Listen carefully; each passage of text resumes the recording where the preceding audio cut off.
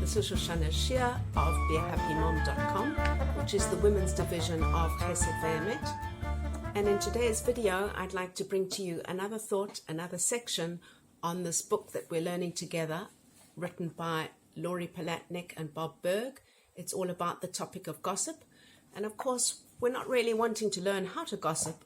We're learning how to grow without gossiping, how to be able to change the negative habit of gossip, to eliminate that from our lives, and to improve our communication, our social interactions by working on our speech. If anybody has been listening to the videos that my husband's sharing on his channel, you'll discover that there are three garments to the soul. There's thought, speech, and action. So in this particular series of videos, we're looking at the area of speech, and the subsection on the section of guarding our tongue is related to gossiping. There actually are more details related to the whole mitzvah of guarding our tongues. Gossiping or slandering is one of those. And so without further ado, let's get on to the next chapter, which shares a thought through a story to illustrate the gravity of this negative habit of going around talking about other people. So I'd like to just start off by sharing the quote that starts at the beginning of the chapter, and it reads as follows: "Gossip is the art of saying nothing in a way that leaves practically nothing unsaid." And that's written by Winchell. So let's listen to the story that's shared by Lori and by Bob Burg. And I've heard a few versions of it. I might adapt a little bit of how it's presented in this book, because there are one or two details that I think give an interesting angle, and you'll see it illustrated through the clips that I'm showing now will be coming up on the screen. And it's a 19th century folktale which tells about a man who went about slandering a town's wise man. Not a very good idea. And so one day he decided it was time to mend his ways and to go and ask for forgiveness from this wise man. The wise man, realizing that the man had not internalized the gravity of his transgressions, told him that he would forgive him on one condition. That would be that he'd go home, find himself a feather pillow, specifically a feather pillow, cut it up, and then scatter the feathers to the wind and return when he had done so to the man's house.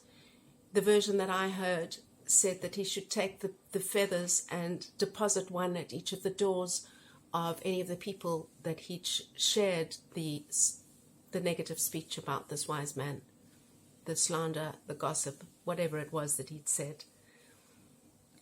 So although this man was a little bit puzzled by the request made by the wise man, he was nevertheless happy that it seemed like an easy penance. So off he went, and he gathered his pillow, he cut it up, and he scattered the feathers as had been requested, and returned to the house of the wise man.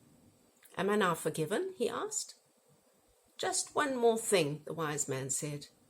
"Go now and gather up all of those feathers, put them back into the pillow, and bring them back to me."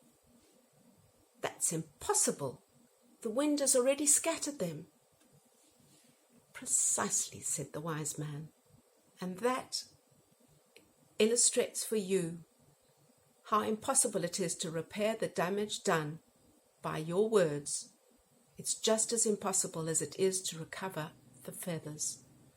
Your words are out there in the marketplace, spreading hate, even as we speak.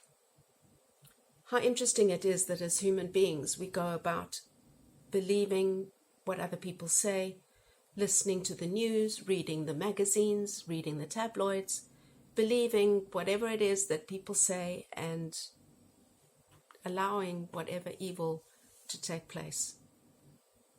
It's noble that we can't seem to immediately and resolutely accept the fact that the gossip we speak can do, and often does, significantly damage to the subject of our chatter. Paul Myers, a friend of Bob, says, "Gossip is like a fired bullet. Once you hear the sound, you can't take it back." That is what the 19th century villager found, or he found out in a very disappointing, shameful moment of self-discovery. It isn't just what we say about someone to others, but also what we say to that person directly. We've all been told sticks and stones may break our bones, but words will never harm me. And we also know it's totally untrue. While a body will typically recover from physical harm, the harm caused by direct insults can sometimes last a lifetime and tear the self-esteem right out of the person. On the other hand, kind, encouraging words can build a person's self-esteem, help them to grow, provide the impetus needed to do great, significant things with their lives. The choice regarding how we speak about or to someone is ours. It's called free will.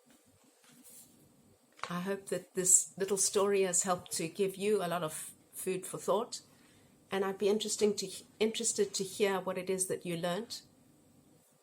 How has it inspired you to start to consider working on yourself and to improve your conversations? I hope that you'll join me in another little video, the next in the series, as we work through this book that's been really beautifully written in a presentable way that is easy for the general public to be able to read.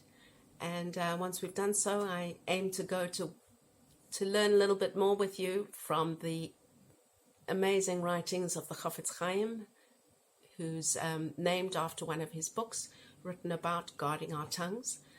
And let's go from there to go even deeper and see what we can do to help to spread Ahavas Chesed, which is the topic of another book by the Chafetz Chaim. So with that, I leave you with a blessing for very joyous preparation for Shabbat. It's Thursday, so I guess that from now you should be starting to work on preparing for Shabbat. And I wish you a blessed, restful, invigorating, rejuvenating Shabbat. And I look forward to seeing you in the next video. Shoshanah Shear from beahappymom.com, and ciao for now.